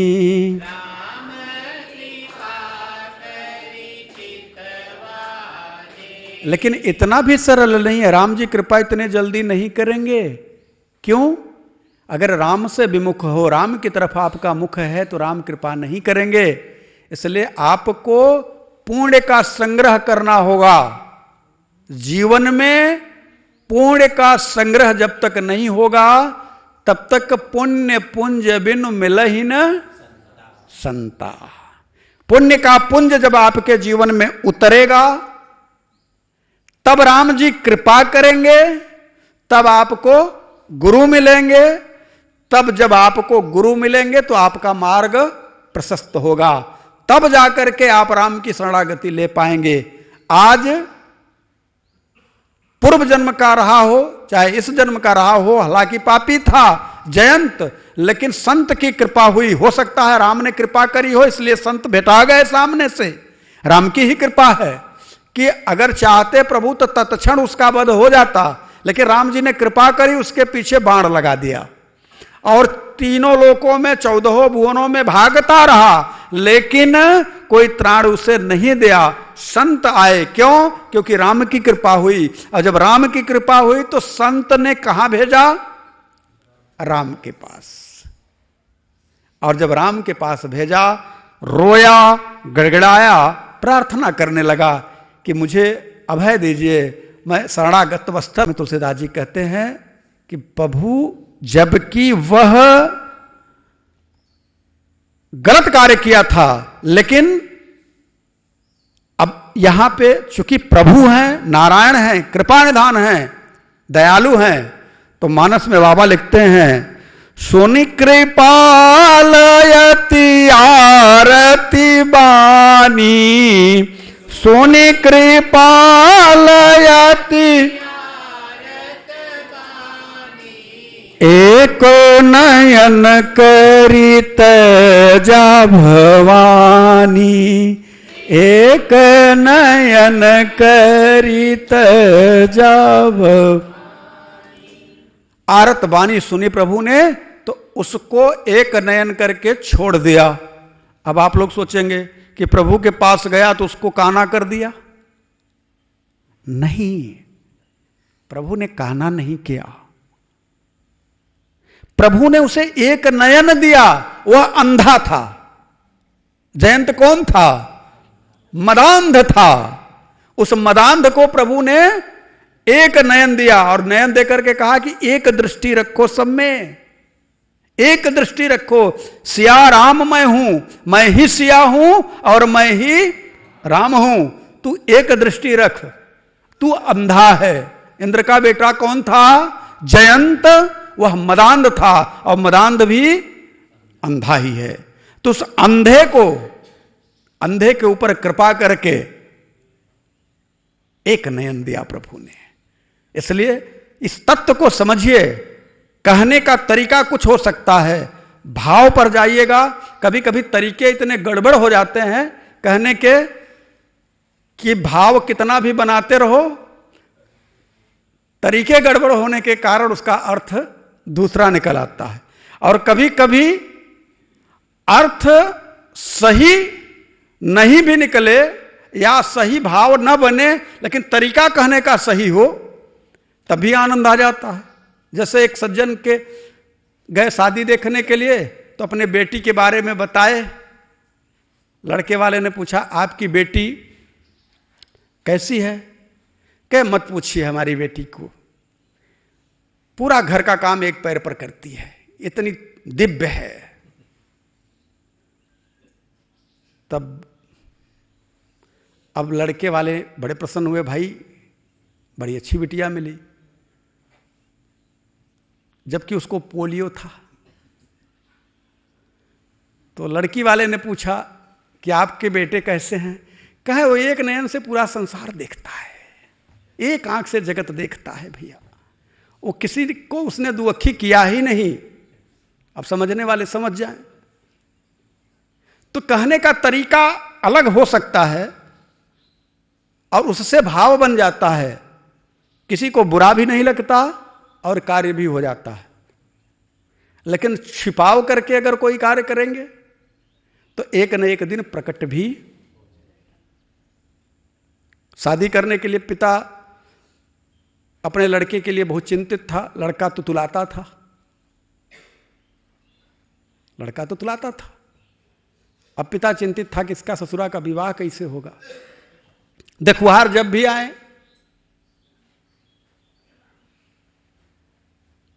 तो पूछें जब कुछ तो तुरा दे, तो शादी बिगड़ जाए। तो गांव के एक बड़े बुजुर्ग थे, बोले देखिए आपको अपने बेटे की शादी करनी है? बोले हाँ। कहें तो जैसे मैं कहता हूं वैसे करिएगा। बोले क्या? बोले कि जब आपके बेटे का देखुहार आए तो हमको बुला लीजिएगा, जब भी कोई प्रश्न कोई पूछेगा तो हम उसके बदले हम बोल देंगे और बता देंगे उसका थोड़ा मौन व्रत चल रहा है। बेटा ना कुछ बोले, ठीक है। रिश्तेदार लोग आए, अक्सर करके लोग जान गए थे कि बेटा तो तुलाता था। तो एक लड़की वाले ऐसे आए कि उनकी बिटिया भी तो तुलाती थी, लेकिन वो बताए नहीं। सोचे हम बताएंगे क्यों। तो आए तो जब लड़के से पूछे तुम्हारा नाम क्या है, तो बुढ़ऊ आए, बोले कि अरे वो लड़का इस समय मौन में चल रहा है, उसके गुरुजी ने कहा कि थोड़ा मौन व्रत करना, 27 दिन का मौन व्रत है, इसलिए बोलता नहीं। अच्छा कोई बात नहीं, कोई बात नहीं। शादी में लेन देन की जो बात आई हुआ, शादी की तारीख पक्की हो गई। लड़के के पिता ने लड़के से कहा था देखना कोई कितना भी बुलाए बोलना नहीं, ठीक है? नहीं बोलेंगे। अब अगने में लड़का बैठा तो पांव पूजा जाता है। देखा होगा आप लोगों ने, पांव पूजते समय वो इस आटे का एक लोई बनाया जाता है ना, देखा है कि नहीं आप लोगों ने? पांव पूजाई में आटे की लोई में तो माता पिता पांव पूजते हैं उस तरह से। तो वो कन्यादान का कार्य हो रहा था, तो पांव पूजा गया, तो वो आटे की लोई एक तरफ रख दिए। अब पांव पूजा जा रहा तो बाकी के लोग पूज रहे। अब वो लड़का उसी लोई को देख रहा है। क्यों देख रहा है? कि एक ठो चूहा आया और लोई को लेकर के भागने लगा। अब उससे नहीं रह गया। अब नहीं रह गया तो उसने कहा ऊत पिताल ले जा। अब बोल गया ऊत पिताल ले जा। अब जब इतना बोलना था तो लड़कियों से भी नहीं रह गया, तो बोलिए ऐते लोदई, ऐते लोदई। मतलब इसी तरह से रोज ही होता है। एक दिन की बात, तो पीछे नाउन बैठी थी, तो क्या तू न तैतै, तू न तैतै। मतलब कि दोनों ऐसे हैं। तब तो लड़की की फुआ थी, कहे तीन के तीनों तैतै। तो छिपाव कितना करोगे? इसलिए जीवन को अपने जियो, गुरु की शरणागति लो। गुरु की शरणागति लेने के बाद गुरुदेव ने राम के सन्मुख किया। नारद जी ने कहा कि तुम्हें अगर कोई त्राण देने वाला है तो राम है, राम की शरणागति लो। राम की शरणागति जाकर के लेता है नारद।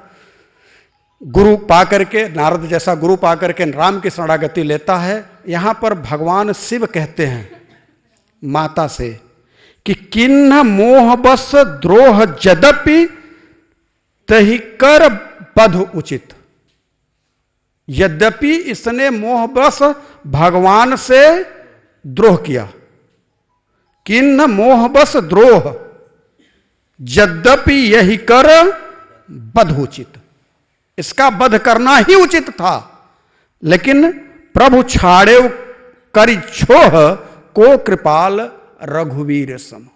प्रभु ने छोड़ दिया इसको, इसके ऊपर कृपा करके। ऐसे रघुवीर, ऐसे कृपालु राघव सरकार के जैसा कौन होगा इस जगत में।